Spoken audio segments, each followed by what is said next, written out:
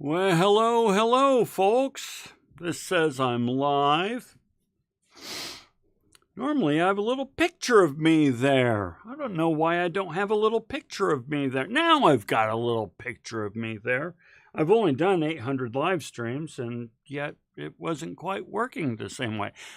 I say I've done 800 live streams, but this is the first exclusive member-only live stream for my Patreon members. So welcome.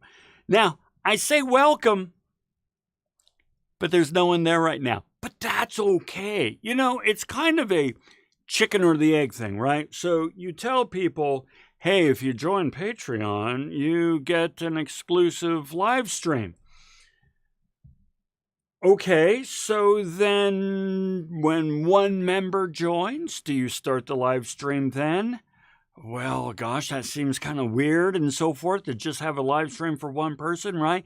Well, eventually you get, 3 or 4, and I have recommitted to making this thing real. So, yeah, I'm live streaming to no one, but you can watch this after the fact, and you can see the sort of things that I do for my Patreon members. And so I'm happy to do this. I'm actually really, really excited to do this. Okay, so I thought I would start with something a little simple today. All right, what I want to do is over the various live streams that we have and so forth, I'm going to show off different things in my studio. Now, don't worry, we're going to do lots of other things too. It's not going to just be show and tell, but there will be some show and tell. And today is going to be a show and tell. So, what am I going to show and tell? Well, let me show you. This. Whoa. I didn't mean to drop that. I'll find it. Oh, there it is. All right. Hey, stop looking at my butt, you weirdo. Okay, so check this thing out. Yeah, you've seen this sort of thing before. Actually, I can put it right in my head. Okay, Lon, get the orientation right there. Holy cow, Lon. Left is right, right is left. Stage left, stage right. You should know better. Okay. Actually, there's no reason I should know better. So you've seen these sort of things before, right? And, pictures and movie sets and so forth. All the old Vincent Price and, Boris Karloff movie sets and so forth. Well, I made this. And tell you a little bit about this thing, how I made it, why I made it, things like that. First, let's talk a little bit about why these things even exist in the first place, right? So there's a phrase, a Latin phrase, memento mori. Memento mori is Latin for remember, you're going to die. It's that simple. There's a history in this sort of thing. Caesar had somebody, I don't know which Caesar it was or who it was and so forth, but Caesar had somebody who would always whisper in his ear, remember thou art mortal, right? And the idea is kind of, you know what, get over yourself. You're not all that.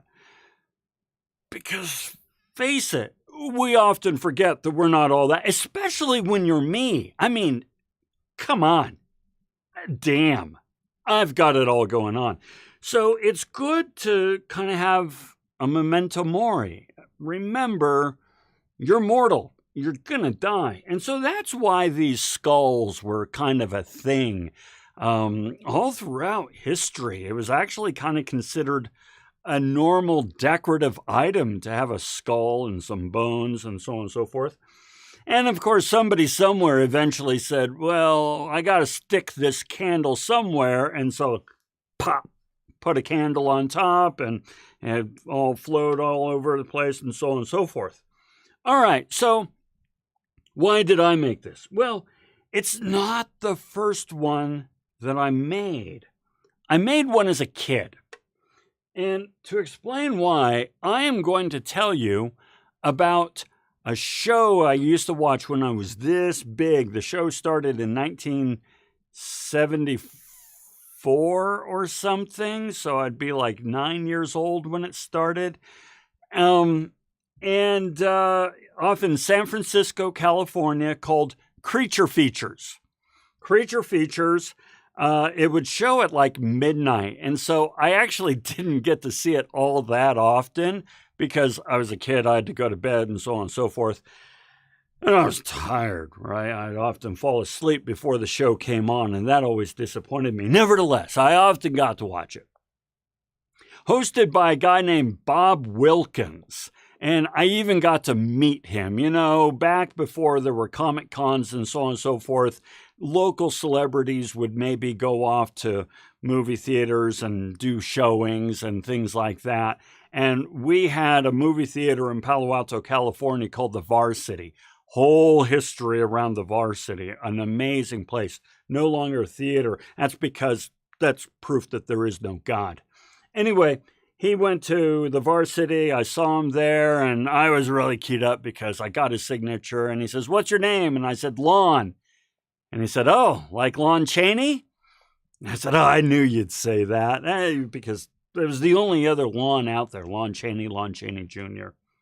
So he had this show called Creature Features. And what he would do is show these really bad B movies, bad B horror movies and so forth. And I loved them. I could not get enough of them. So what I want to do is I want to show you the intro to his show. And just so you know, when I watch and hear this intro, I get chills because it takes me back to my childhood, and it's just wonderful. So I want to show you the intro, and then I'll show you the inspiration. So I'm going to turn off my mic, and we'll play the intro.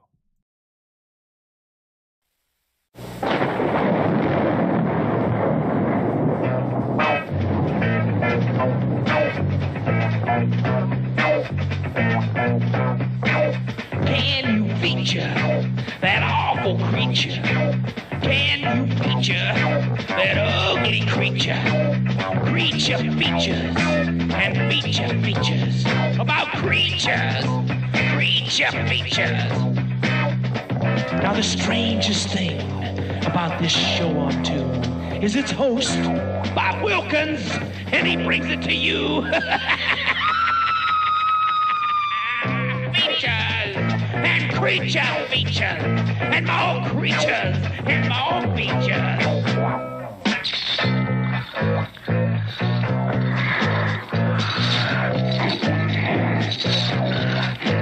And the creature gonna get you tonight. You better not turn out your bedroom lights. He'll grab your head and give it such a bite. You may even die from just a fright. Ain't nothing gonna be, baby, I'll say be all right.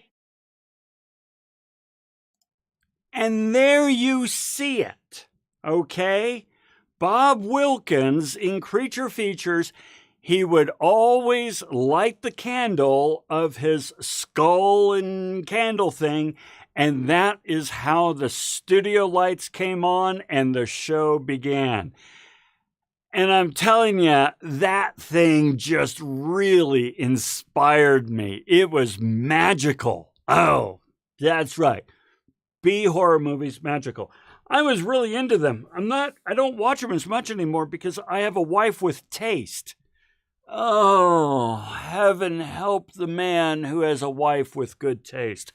Anyway, so when I was a kid, I made one of these. Now, back in the day, the only way you could get a skull legally was you'd buy a model. I bought a model of a skull, and so put all the stuff together, and then I'd take varnish, wood stain, and wipe it on and everything to make it look all gross and gruesome and so forth.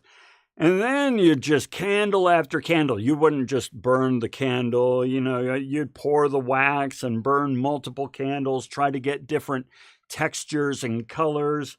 The real tricky thing was to try to get it to come in front of the eye. I really wanted that, and I did. But then, of course, everything you make when you're, 11 or 12 years old gets destroyed. I don't know what happened to my original. So when I got married and so on, so this is 35 years ago or so, first thing I said is, hey, we're going to do Halloween and I need a skull with candle and so forth. Now, these days, you can actually go to any store during the Halloween season and buy a really awesome skull. There's only 14 million varieties out there, and 13,999,000 are really cool. So you could just do that. But 35 years ago, these Halloween stores and so forth, that wasn't a thing. As Kenneth Galbraith would say, that's the dependence effect in full force, what we have today. So once again, I just did what I knew. I bought a model, put it together, stained it, so on and so forth, melted a bunch of candles on it. And now, it used to be that every Halloween, I'd stick this thing out with the strobe light and so forth, and it was really cool. But I like it so much that I decided, you know what? This is going to be a regular part of my studio. It's a great little, conversation piece. So when I watch YouTube videos, I like to look at the background and try to figure out what things are. I like to see what are those books and what is that thing over there and so forth, because I feel like the studio reflects the host to some degree. And so the better I understand the studio, the better I understand the host, I think. Now, there's a term for this when it gets bad. It's called a parasocial relationship. A parasocial relationship is when you think you know somebody so well that you just assume that you're best buds, friends, bros, all that, but in fact, they're a complete stranger. And so we do this with a lot of YouTubers, we do it with podcasters, and we do it with all kinds of folks. We have consumed so much of their content that we just, they are a part of our lives. They're a part of our lives. But we're not a part of their life, okay? And so when we see them and so forth, it's hard not to just say, oh, yeah, you and I know all about you. We're best friends. And it's like, no, we're not. No. I still like to look at the backgrounds and try to get to know the person a little bit better, all right?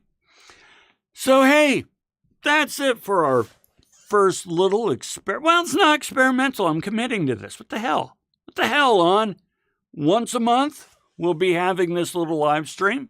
And as I can start to convince some of you to join in live and so on, we can have some conversations, have some fun, try some things out. And, just be a part of the Nutshell community. All right? So there you are. Go off, watch a great B horror movie, and we'll talk to you next time. Let's see, where's the button? There's the button. All right, go off and make some trouble. We'll see you later.